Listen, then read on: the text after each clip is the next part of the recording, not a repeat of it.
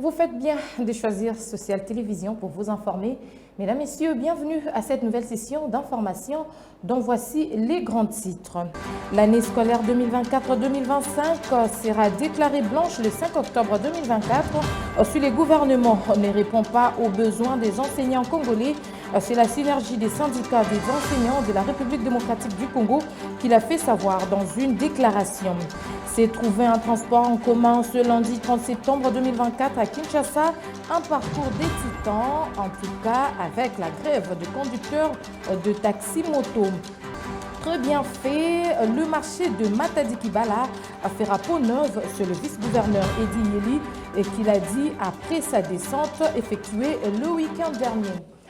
Bienvenue à tous. Le président de la République, Félix-Antoine Tshisekedi Tshilombo, séjourne à Budapest, capitale politique de la Hongrie, pour une visite d'État de 72 heures. Il s'agit d'un voyage diplomatique axé sur la coopération économique. Regardez. Sur invitation du gouvernement hongrois, le président de la République, Félix Tshisekedi, est arrivé dimanche à Budapest, en Hongrie, pour une visite d'État de 72 heures. Avant la partie officielle de cette visite d'État, qui débute lundi, le chef de l'État a partagé dimanche soir un dîner privé avec le Premier ministre hongrois Viktor Orban. Le programme officiel prévoit ce lundi matin un tête-à-tête du président Tshisekedi avec son homologue hongrois Dr Tamás Suliok au palais présidentiel Sándor, avant d'être reçu officiellement par le Premier ministre Viktor Orban au monastère de Karmès. Il est également prévu une série de rencontres de haut niveau avec des parlementaires et d'autres personnalités influentes du gouvernement hongrois. Cette visite d'État, prévue de longue date, augure un renforcement des coopérations bilatérales entre la République démocratique du Congo et la Hongrie. C'est ainsi qu'il est prévu la signature des accords de coopération économique dans les secteurs de l'agriculture, des infrastructures, de la production d'énergie en RDC entre les ministres sectoriels des deux pays. Après l'ouverture de la session ordinaire, l'Assemblée nationale se prépare à mettre en place le bureau des commissions permanentes. C'est ainsi que Vital Kamerhe, le président de la Chambre basse, accompagné du rapporteur Jacques Ndjoli, a échangé avec le groupe parlementaire UDPS et Mosaïque qui avait sollicité une harmonisation en interne. Reportage. Au cours de ces échanges, le groupe parlementaire UDPS et Mosaïque a présenté sa proposition au speaker de la Chambre basse du Parlement. Il s'agissait pour ce groupe parlementaire de donner sa position sur la constitution des commissions permanentes et sur la répartition de responsabilités au niveau des bureaux de ces commissions. Pour Gilbert Kankonde, député national, ces échanges avec le bureau visent à créer l'harmonie et la cohésion au sein de l'Assemblée nationale. L'UDPS a présenté au président de l'Assemblée nationale son approche par rapport à la répartition de ces commissions, donc de la direction des commissions permanentes, la composition des bureaux de chaque commission. C'est le groupe UDPS qui était en fait une délégation des résolutions, des options levées par la plénière de tous les députés UDPS et ces mosaïques. Et on a discuter autour de ces options-là qui constituent la proposition du groupe UDPS. En tant que proposition, je crois que ce ne sont pas des décisions qui ont été prises. C'est une contribution à l'enrichissement de la réflexion générale au niveau de l'Assemblée nationale pour pouvoir trouver une répartition qui puisse créer des conditions de paix au sein de l'Assemblée, d'harmonie, afin que chaque groupe important ne se sente pas lésé. Pour sa part, le speaker de la Chambre basse du Parlement, Vital Kamerhe, a suivi religieusement chaque député avant de recommander à tous l'amour et la confiance mutuelle. Il faut préciser que ces discussions vont se poursuivre en y associant d'autres groupes parlementaires pour obtenir un consensus. Dégager un consensus autour de la création des réseaux de jeunes parlementaires, voilà en substance le but de l'audience qu'a accordé le président de la Chambre basse du Parlement, le professeur Vital Kamerhe, à une délégation de parlementaires de cette législative. Je vous prie donc de suivre John Ifambe au sortir de cette audience. Nous venons d'être reçus par le président de l'Assemblée nationale. Il nous a exhortés, il nous a donné une bonne ligne de conduite à suivre pour pouvoir dégager un consensus en ce qui concerne l'inclusivité de la création du réseau des jeunes parlementaires. Et c'est dans ces contextes qu'aujourd'hui, nous nous lançons dans un schéma consensuel. Ouverture de la session ordinaire de septembre 2024 à l'Assemblée provinciale de Kinshasa ce lundi 30 septembre 2024, une session essentiellement budgétaire. Cette cérémonie s'est déroulée en présence de plusieurs invités, tant politiques qu'administratifs, notamment du gouverneur de la ville-province de Kinshasa, Daniel Bumba.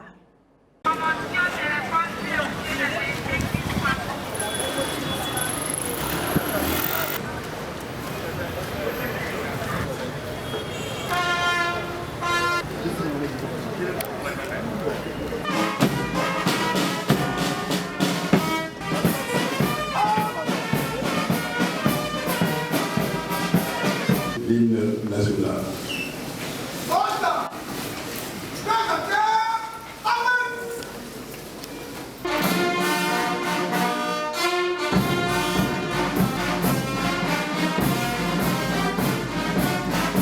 Monsieur l'inspecteur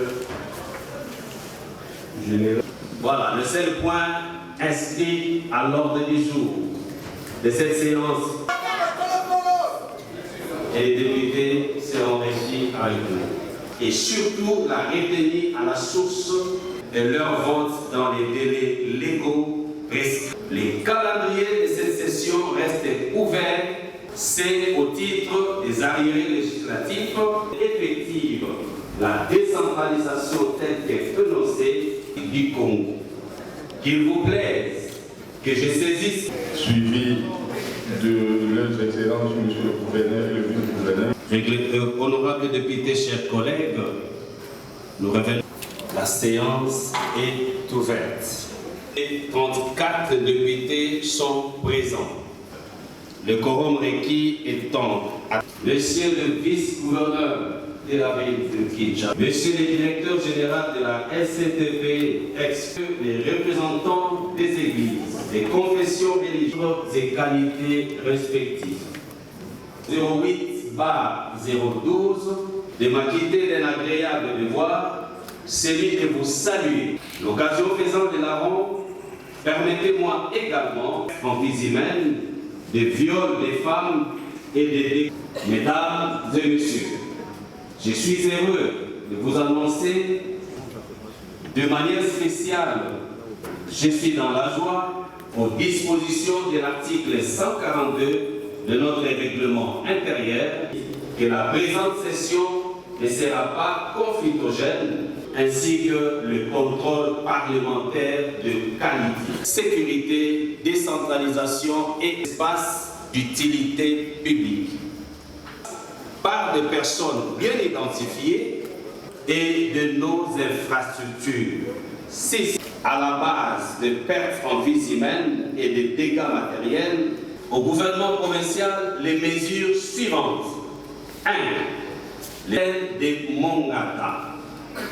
3. Spéciale y afférente, définissant le procédé de la proposition des dits portant protection ne doit pas être perçu comme un acharnement à tous. Je déclare ouverte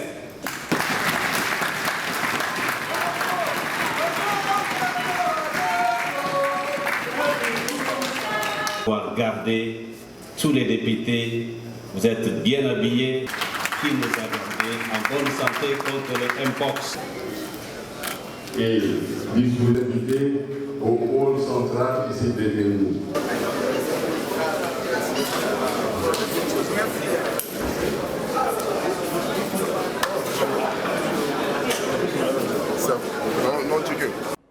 Je le disais au sommaire, le vice-gouverneur de la ville-province de Kinshasa, Edi Yeli Molangi, est allé le samedi 28 septembre dernier s'imprégner de la réalité du marché Campem à Matadi-Kibala.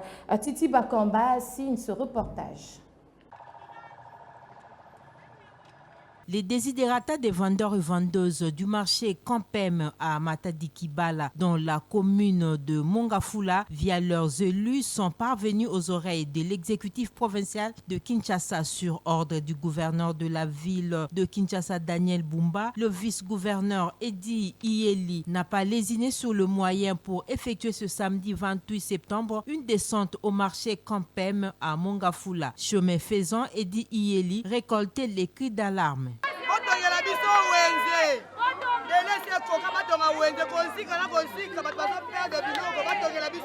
Cette descente a été ponctuée d'une réunion entre le vice-gouverneur, les députés provinciaux, le bourgmestre de Mongafula, l'administrateur du marché ainsi que les vendeurs et vendeuses.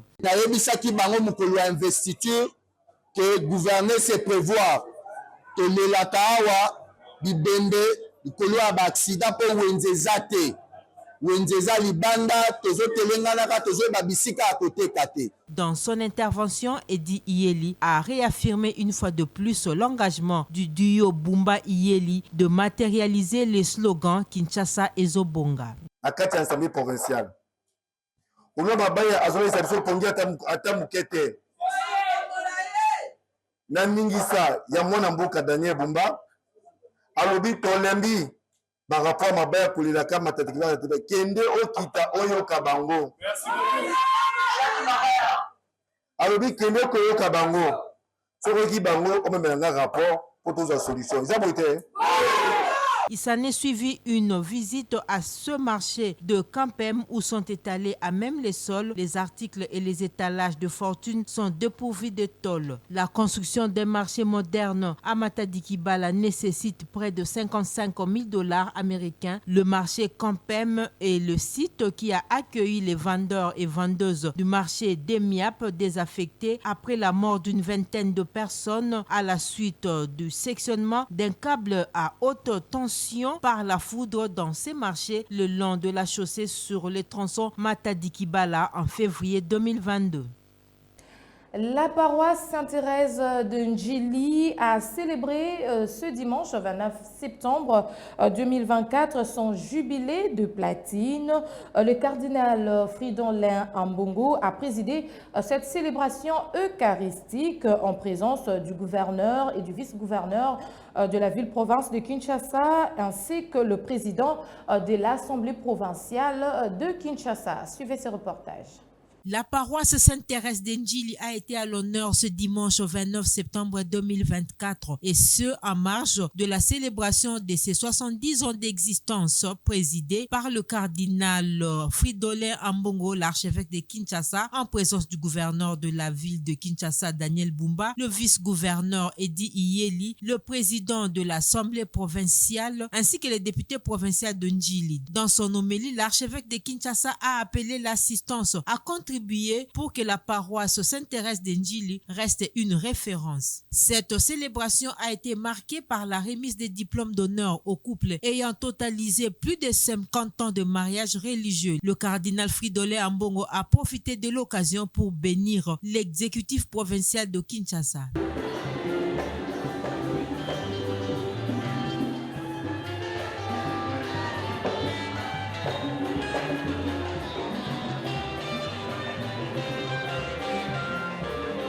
À l'issue de la célébration du jubilé de platine de la paroisse Sainte-Thérèse d'Ndjili, le cardinal Fridolin Ambongo a procédé à la pose de la première pierre pour l'érection d'une nouvelle cure de la paroisse Sainte-Thérèse.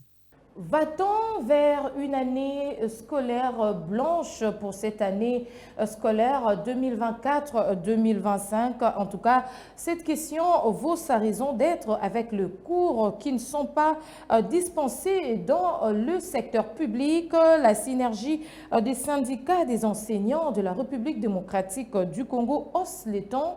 et demande au gouvernement de vite trouver une solution pour que le pire soit évité.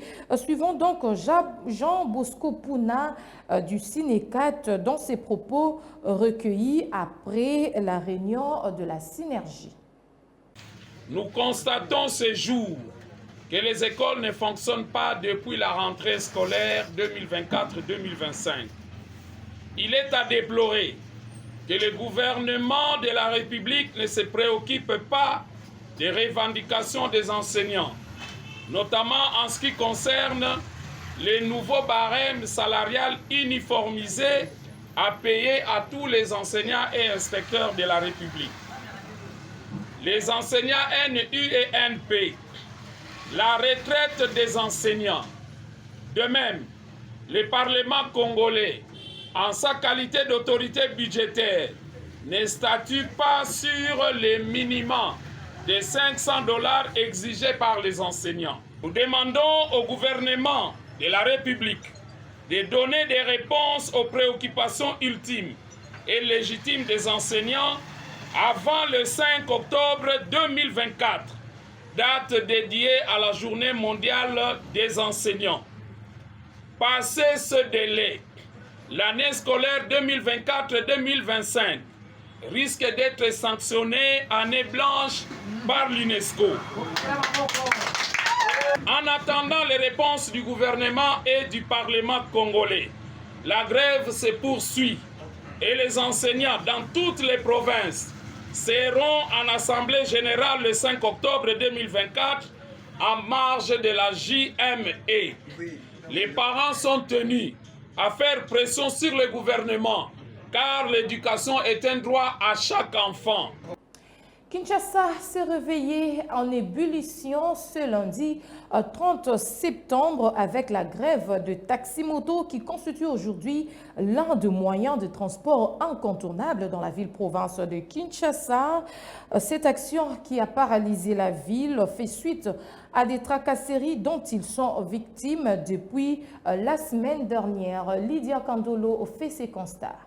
C'est autour de 7 heures du matin que la majorité des conducteurs de taxis-motos ont stationné, refusant de prendre les clients. D'autres conducteurs de motos tricycles, dits 3 pneus, ont identifié la situation en interpellant les collègues et en forçant les passagers à descendre. Cette action de protestation fait suite à des tracasseries dont ils sont victimes depuis la semaine dernière. Bien qu'en ordre avec les documents exigés, certains conducteurs se plaignent des arrestations arbitraires des agents des PC qui, sans motif valable, infligent des amendes colossales allant jusqu'à 50 000 francs congolais. Les usagers des transports en commun sont donc des victimes collatérales de ces mouvements de grève qui paralysent le bon fonctionnement de la société. Tout autre chose, à présent, le collectif des anciens de l'École nationale des finances de promotion 2010 à 2021 remercie le ministre de Finances Doudou Fwamba pour la dérogation spéciale qu'il a prise pour leur mise en service après plusieurs années d'attente. Priska Nyaboïka était sur terrain. Ils ont été formés avec le frais de l'État congolais pour renforcer le système, entre autres le finance publique. Les anciens de l'École nationale des finances des promotions 2010 jusqu'à 2021 étaient ce matin au ministère de Finances pour remercier le ministre Doudou Fwamba pour cette dérogation spéciale à leur égard. Ils ont donc rejoint le corps des fonctionnaires de l'État sous statut.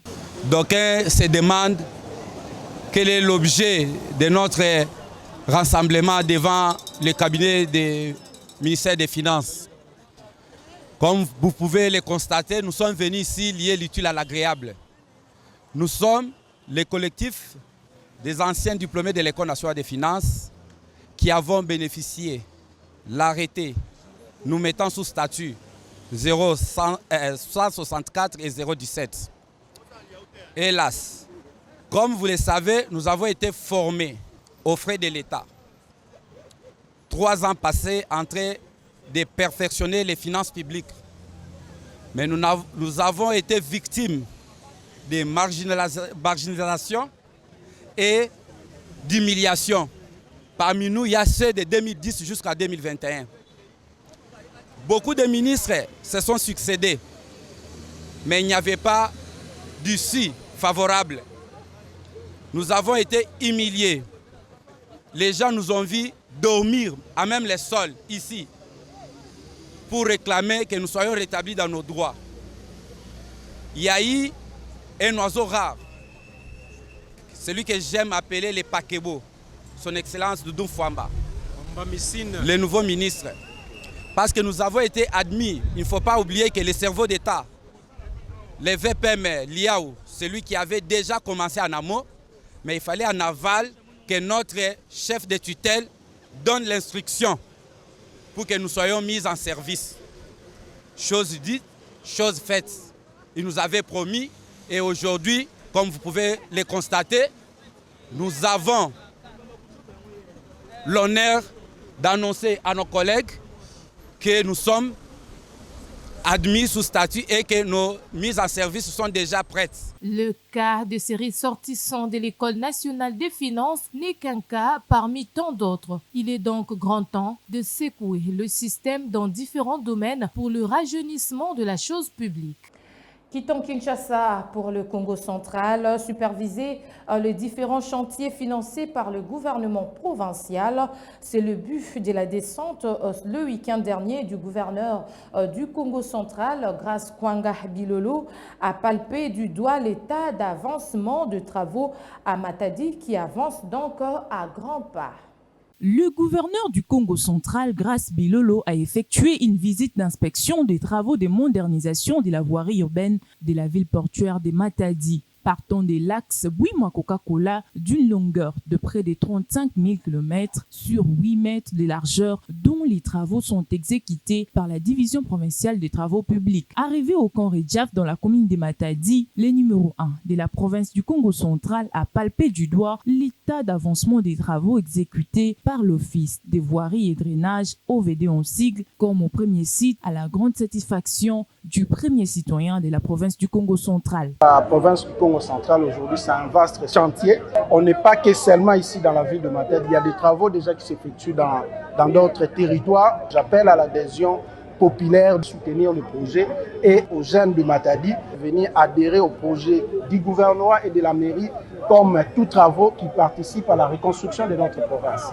Une page noire dans ce journal, le monde du sport en général et du basket en particulier en pleurs. La star congolaise de la NBA, Dikembe Mutombo, est décédée ce lundi 30 septembre 2024 à l'âge de 58 ans d'un cancer de cerveau. Voilà, c'est donc par cette note triste que nous mettons point à cette édition du journal. Mesdames, Messieurs, merci à vous de l'avoir suivi et surtout, bonne suite de programmes sur Social Télévision.